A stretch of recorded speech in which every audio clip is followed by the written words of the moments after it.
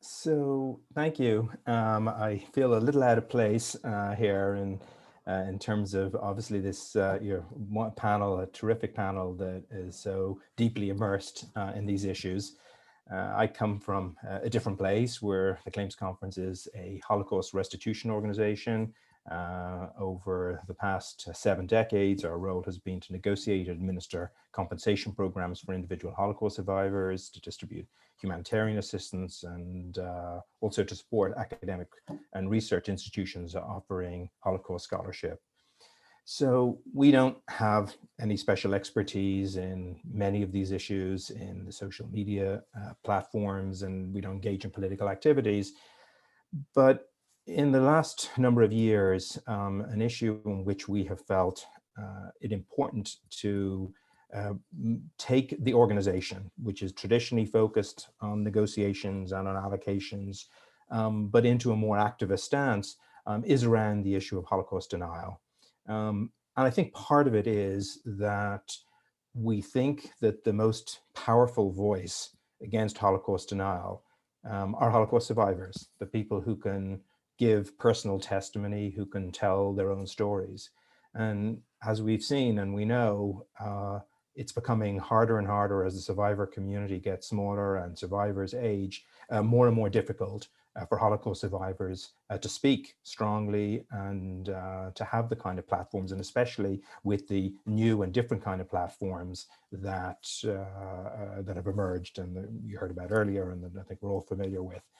Um, so and I think there was a time when Holocaust survivor organizations were able to mount campaigns and efforts to speak their voice, to tell their story. That's become less and less possible. And so we at the Claims Conference felt it was important for us as an organization devoted to the care and welfare of Holocaust survivors, that was so connected with the Holocaust survivor community through our work in with social services and with compensation and payments, to basically give Holocaust survivors that voice and that megaphone, and try to bring them to the platforms where these issues are being raised and discussed, as you've heard. So I think, and I come from this also, not only from a different place in terms of where my engagement is, also a little bit different generationally. And I guess from my generation, this is not new. It's very new platforms are not new. So, when I grew up, the names, there were two names that I remember were symbolic of Holocaust denial. One was David Irving and the other was David Duke. And each of them in their own worlds were major figures who had a platform. In David Irving's case, books, and David Duke's in politics in the United States. Their names probably, I'm sure, known to most of you. Um, and they certainly carried a clout. They certainly had a message to bring, but they didn't have the venues and the opportunities that are so familiar to us now. They had no means to get their voice directly into the telephone, into the phone of a young person, and I think that's the shift. Not that the views are new, not that these ideas and some of the ideas are new. I think the way in which they're expressed is obviously new, and memes and the Pepe the Frog and symbols and so on. But what underlies the attempt to deny and distort. And I think it's obviously important to make that distinction. The Holocaust denial is a sort of in one category. Holocaust distortion can be, in some ways, perhaps more dangerous, more subtle. I think it was summarized perfectly by the German foreign minister, who said, talking about historic anti-Semitism, and in one sentence said it, I thought perfectly. He says, "To this day, anti-Semitism has not disappeared. It just keeps shape-shifting." And I think that's it's important for us to sort of think back to the context from where it comes. And I think also the times that we live in are unstable times, and unstable times are certainly give rise to conspiracy theories, and people are afraid, people are looking for an enemy, people are looking for a way to assert opposition to the system. And I think that has the current political instability that we see across the world. I think the pandemic has also clearly contributed to the rise. It's given a basis to some of the theories that we've seen of anti-Semitism more generally. And I think also the lockdowns. I've seen people cite studies that have argued that the increased time that people have gives people more time to wander on the internet and perhaps end up down the rabbit hole. The approaches in different countries, again, I think everyone is familiar with those differences. In countries like Germany and France, it's illegal to deny the Holocaust, whereas in the United States, and I'm speaking from New York, though I'm a European originally, from Dublin originally, so certainly familiar with the situation in Europe. But I live now many years in the United States, where the approach to free speech and what protections there should be for that obviously come from a very different perspective. And the use of the First Amendment and the arguments about the First Amendment give people pause for taking approaches that in other countries would be taken without question, and in some, as I say, with backed up by legal action. I think that going forward, the work of the social media watchdogs, of people who are invested in monitoring monitoring what's happening, as are my fellow panelists and others, are tremendously important, because ultimately one of the key tools for any bad actors in this field are the social media companies. So, for example, when the Institute for Strategic Dialogue gave its report last summer that Facebook's algorithm was actually actively promoting Holocaust denial, that got attention. And that certainly was a finding that we were able to use in our advocacy. So I just really, it's just I guess a shout out and an acknowledgement of how important research and academia is in shaping the public debate and the way these issues can be addressed by governments and by companies, because as we know, the folks who have perhaps the greatest power to shape public opinion, and particularly among a younger generation, are the major corporations, social media companies. So coming to where the claims conference comes from. So I think our interest and concern in this was sort of emphasized through a series of surveys that some of you are probably aware of, on what we call the Holocaust Knowledge and Awareness Survey. So this started a few years ago, and we wanted to understand how was the Holocaust perceived among younger people, particularly among younger people in general and among younger people today. Very different from what it was 20 years ago or 30 years ago. How was it perceived? What level of knowledge was there, and how was it perceived?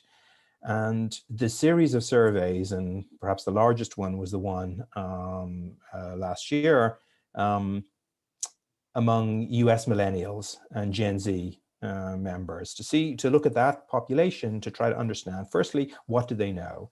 And the results were disturbing. As you may have seen, they got very extensive coverage. Nearly half of US adults, well, actually, in terms of knowledge of the Holocaust, nearly 2/3 of the US millennials and Gen Z members did not know that 6 million Jews were killed in the Holocaust.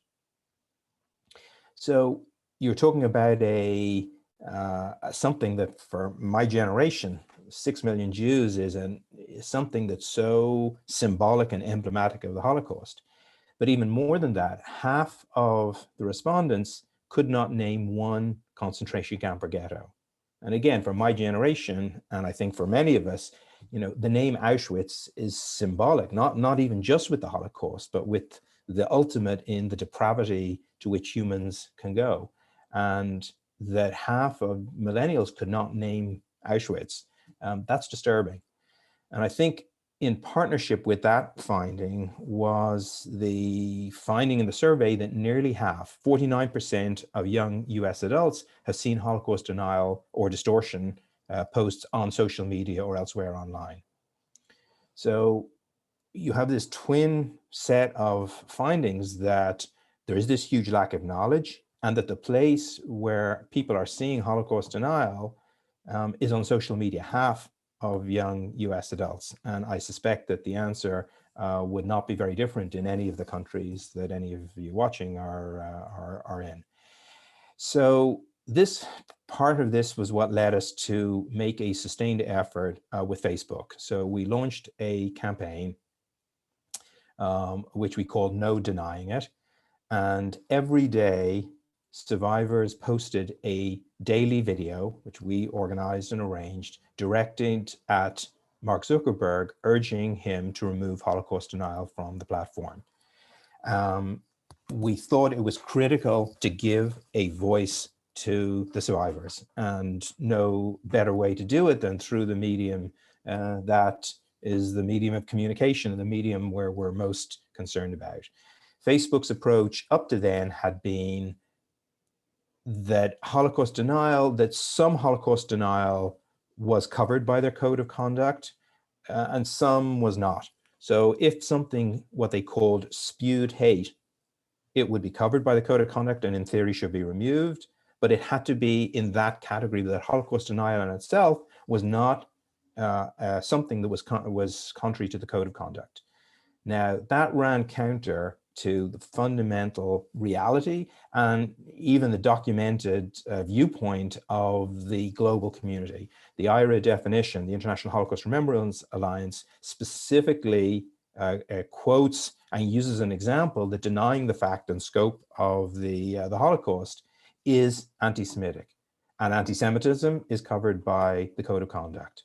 So this campaign went on for 75 days, every day. It got a tremendous amount of media attention. And in the lead up to a congressional hearing, Facebook announced that they would in fact remove Holocaust denial from the platform and label it as hate speech. And in their announcement, they specifically cited the survey, the Claims Conference surveys. So does that solve the issue? Clearly, this is not an issue that gets solved with one decision at one time. It's complicated, what gets posted, how and where, monitoring it, tracking it, not easy. But it's certainly a major step. And I think in terms of Facebook, clearly the monitoring of what happens and what's done becomes a key priority. The other major social media company where this issue is still on the table is Twitter. So on the one hand, staff have kind of said that Holocaust denial is prohibited and falls outside of their guidelines or within the guidelines that would warrant removal. But at a Senate hearing, Jack Dorsey, the chairman, said that Twitter does not ban misinformation about the Holocaust. Whether what was intended or not intended is not quite clear. We've now launched an effort in dialogue and initial discussion with Twitter to try to address this issue, and we'll press this case. So ultimately, in conclusion, I would just say I think that the impact of Holocaust denial and distortion, the tools that are available today directly to the most important form of communication for a younger generation through the phone are so powerful and overwhelming that I think it needs a sustained attention, both in an academic setting to monitor and watch what happens, in an advocacy setting to argue for and press for steps that will prevent this age-old form of anti-Semitism from gaining traction among a younger population that's getting so much of its information through social media, and that becomes more and more distant from the time period of the Holocaust and finally, in an era when there's fewer and fewer Holocaust survivors, to give personal testimony. So thank you very much.